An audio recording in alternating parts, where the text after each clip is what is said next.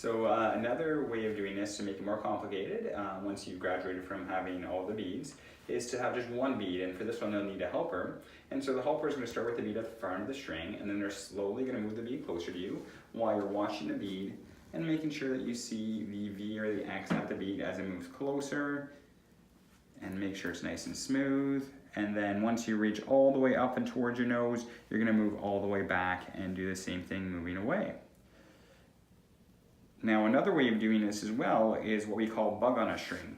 So on bug on a string, you're not even going to have any beads at all, and all you're going to do is start by looking at the far end of the string with no beads on it, and you should see that V pattern, or that X, and as you slowly imagine a bug is crawling along the string towards you, along it, you're going to slowly move your eyes from the far end of the string closer towards you, and make sure that it's a nice smooth kind of transition of the X towards your nose.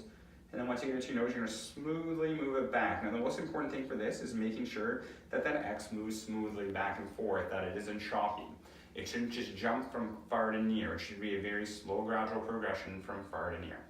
Another thing that we could do as well to make this more complicated is once you're good with all of this, you could try doing this in different gazes. So you can do the beads like I showed you earlier, looking to the left, looking to the right, looking up, and looking down. Now again, you just want to make sure you keep both your eyes looking at it, because if you cover up one of your eyes, the whole thing won't work. The whole point of this is to have both your eyes working together.